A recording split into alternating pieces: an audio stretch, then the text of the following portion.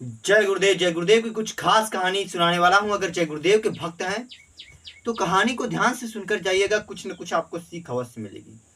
तो कहानी को बताते हैं। तो चलिए कहानी को स्टार्ट करते हैं।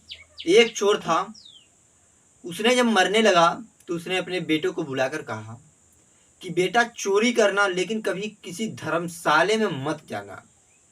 आज जब पकड़े जाना तो चोरी को मत बताना कि मैंने ही चोरी किया है। वह चोर मर जाता है, उसका लड़का सयान होता है धीरे धीरे, और एक दिन चोरी करने वह एक घर में डाका डाल देता है। तो दोस्तों, एक घर में डाका डाल देता है, उसके बाद उस घर के लोग जग जाते हैं। धीरे धीरे घर के लोग जग जाते हैं, हल्ला करते हैं, गांव वाले आते हैं। अमीर घर के घर उसने चोरी में घुसा था। और उसके बाद दो गार्ड खड़े हो जाते हैं। गार्ड बोलते हैं कि दरवाजा खोल दीजिए। एक बगल गांव वाले, एक बगल घर वाले, और आगे बॉडीगार्ड अर्थात सिक्योरिटी। चोर वहां से बचकर भाग निकलता है। और उसके पिता ने कहा था कि धर्मशाले में मत जाना, लेकिन उस चोर ने धर्मशाले में चला गया। कहानी बहुत ही इंपॉर्टेंट है, ध्यान से सुनकर जाइएगा। अगर जय गुरुदेव के भक्त हैं तो यह बहुत ही इंपॉर्टेंट कहानी है। तो धर्मशाला में घुस जाता है। उसके बाद वहां धर्मशाला में सत्संग हो रहा था। सत्संग सुनने न पाए, उसके पिता ने कहा था। तो उसने अपने दोनों कान में उंगली डाल ली। उसके बाद वहां धर्मशाला में छुप गया। किसी ने कहा कि चोर धर्मशाला में ही है। तुरंत धर्मशाला में गार्ड गए और उसे पकड़कर पुलिस थाने ले गए। और पुलिस ने उसे बहुत पीटा, बहुत पीटा। उसके बाद उस चोर ने बताया ही नहीं कि मैंने चोरी किया है। पुलिस का मतलब यहाँ की सैनिक। यह कहानी पुराने जमाने की है, न कि अब की है। पुलिस मैं इसलिए लगा रहा हूँ कि आप लोग समझ सकें कि यह सैनिक है। तो उस सैनिकों ने उसे सजा दिया, बहुत तरीके से सजा दिया। इसके बाद उसने नहीं बताया। राजा के यहाँ ले जाया गया। उसके बाद राजा ने उसे पूछा, बार बार बार बार मनाने के बाद भी उस चोर ने कहा कि मैंने चोरी नहीं किया है। तब राजा ने उसके कोड़ों की सजा सुनवाई, आग पे चलवाया। उसके बाद अनेकों दंड दिए। उसके बाद चोर ने नहीं माना। अब राजा हदास, कई दिन तक बिना खाना पानी के रखा गया चोर के, लेकिन वह अपने पिता के वचन का पक्का था, इसलिए उसने नहीं बताया कि मैंने चोरी किया है। इसके बाद कई दिन बीत गए। राजा परेशान था कि पता लगाया जाए तो कैसे लगाया जाए, किसने चोरी किया है या नहीं किया है, यह चोर है या नहीं। बार बार कहा कि मैंने चोरी नहीं किया है, नहीं किया है। तो उससे पूछा गया तुमने भागा क्यों? तो उसने कहा मैंने अपना जान बचाकर भागा है। उसके बाद राजा के एक ठगनी को बुलाया गया। उसके बाद उस ठगनी ने कहा कि राजन, आप चिंता न करें, मैं उस चोर को सच उगलवा लूंगी। उसके बाद उस ठगनी को देवी का रूप बनाया गया। राजा ने कहा ठीक है, तुम जैसा चाहो वैसा होगा। उसके बाद उसे देवी का रूप बनाया गया।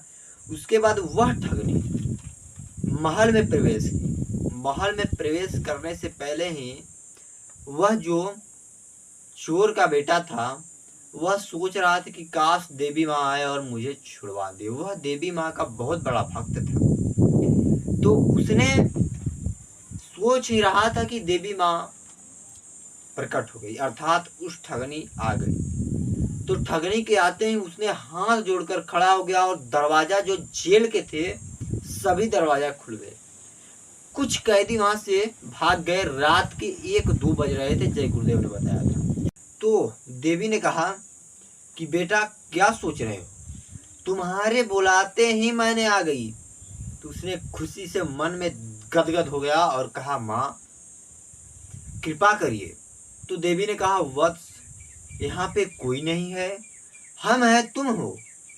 तुम उस कहानी को सच सच बता दो, उस चोरी को सच सच बता दो कि तुमने चोरी किया या नहीं। जो ठगनी थी वह दुर्गा माँ का भेष बनाई हुई थी, और उसके अगल बगल मतलब कि दरवाजे, घर के अगल बगल सैनिक थे कि सुना जाए, राजा के कुछ कर्मचारी से सुना जाए। तो उस राजा ने तो वह खुशी था कि देवी माँ आई है, मैं सच बता दूं। देवी ने माँ ने कहा कि आज तुम मुक्त हो जाओगे, सच बता दो। तब उसने बोला कि माँ, सच बताना ही वाला था, तभी देखा कि देवी माँ परछाई है। उसने सत्संग में सुना था कि देवी माँ को परछाई नहीं होती, लेकिन हाथ में दिया और प्रकाश लिए देवी माँ खड़ी है। तब उसने समझ गया कि देवी माँ को कभी परछाई नहीं होती और यह परछाई है। उसने तुरंत बोल दिया कि मैंने चोरी नहीं किया। वह जान गया कि मेरे साथ छल हो रहा है। एक दिन सत्संग में गया, उसने समझ गया कि मेरे साथ छल हो गया है। उसने झूठ बोल दिया और सुबह हुआ तो राजा ने उसे मुक्त कर दिया। उसने समझ गया कि इसने चोरी नहीं किया है। उसके बाद वह मन में बहुत पछताया और कहा कि मैंने एक दिन सत्संग में गया और मुझे इतना बड़ा लाभ हुआ केवल एक वचन सुनने से।